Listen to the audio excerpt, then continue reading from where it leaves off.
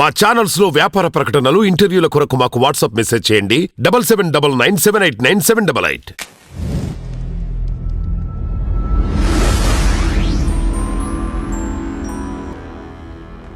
Marvel stories తెలిసిన వాళ్ళందరికీ లోకీ character బాగా సుపరిచితమే.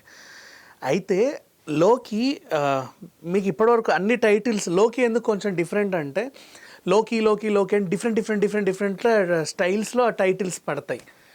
దానికి కూడా ఒక రీజన్ ఉంది, ఎందుకంటే అతనిలో కూడా అన్ని షేడ్స్ ఉన్నాయి అని చెప్పడానికి. ఎందుకు ఇప్పుడు లోకీ గురించి మాట్లాడుకుంటున్నామంటే ఆ రేంజ్లో ఒక ఆర్టిస్ట్ని అంటే హీరోగా మెప్పించగలడు, విలన్గా మెప్పించగలడు, కమిడియన్గా కూడా మెప్పించగలడు, ఒక మంచి కట్అవుట్ హీరో మెటీరియల్ లవర్ బాయ్గా మెప్పించగలడు, అమ్మాయిల రాకుమారుడిలాగా మెప్పించగలడు, అమాయకుడిగా మెప్పించగలడు, ఏడుపులోనూ కన్విన్స్ చేయగలడు. ఇట్లాంటి ఒక క్లీన్ 360 degrees పర్ఫార్మెన్స్, నవరసాలు ఉండి ఉట్టిపడే అటువంటి ఒక మంచి క్యారెక్టర్ కట్అవుట్ గురించి మనం మాట్లాడుకుంటే మన యావర్. సో యావర్కి పాన్ ఇండియా లెవెల్లో ఒక మంచి సినిమా ఆఫర్ వచ్చిందని చెప్పేసి ఒక న్యూస్, అండ్ సుమారు 100 కోట్ల బడ్జెట్ వరకు పెట్టొచ్చు అని కూడా ఒక వార్త. ఈయనకు మార్కెటే లేదు, అసలు మార్కెట్ అంటే తెలియదు, 100 కోట్లు ఎవరు పెడతారు ఇతని మీద అని అంటున్నారు చాలామంది. దానికి కూడా ఒక ఆన్సర్ ఉంది, ఏంటంటే 100 కోట్లు బడ్జెట్ పెట్టాలంటే హీరోకి మార్కెట్ ఉందా లేదా అనే కాదు, ఇవాళ రేపు ఆ ప్రొడక్షన్ హౌస్ స్టాండర్డ్స్ చూస్తున్నారు, and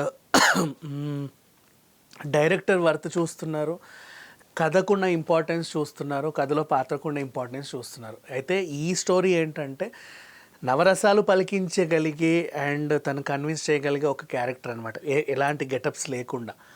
so whatever he can like, అందుకే లోకీ ఎగ్జాంపుల్ చెప్పా, పర్ఫెక్ట్గా సెట్ అవుతాడు అని చెప్పేసి. సో అట్లాంటి ఒక మంచి సినిమా తను చేయబోతున్నాడని విన్నాము. అండ్ దానికి డైరెక్టర్ ఎవరు, మ్యూజిక్ ఎవరు, ఏ ప్రొడక్షన్ కంపెనీలో వస్తుందనే డీటెయిల్స్ అయితే ప్రజెంట్ ఇంకా మన దగ్గర లేవు, త్వరలోనే వస్తాయి. అండ్ ఆ తర్వాత చూసుకుంటే 100% యావర్ దాన్ని న్యాయం చేయగలడని అనిపిస్తుంది, because is a very good performer అని చెప్పుకోవచ్చు. అంటే మంచి ఆర్టిస్ట్, కట్అవుట్ బాగుంటుంది, చక్కగా నవ్వుతాడు, చక్కగా మాట్లాడతాడు, కోపంలో ఎలా ఉంటాడో మనం చూసాం, ఏడిస్తే ఎలా ఉంటాడో చూసాం, అమాయకంగా ఎలా ఉంటాడో చూసాం, మధ్య మధ్యలో కొన్ని టాస్క్లు ఇచ్చినప్పుడు కామెడీగా ఎలా చేయాలో తెలుసు, సీరియస్గా ఎలా ఉండాలో అన్నీ తెలుసు ఈ అబ్బాయికి. So is a perfect actor అని చెప్పుకోవచ్చు. సో తనకి ఇట్లాంటి వాళ్ళకి మంచి మంచి ఛాన్సులు వస్తే నిజంగా చాలా బాగుంటుంది.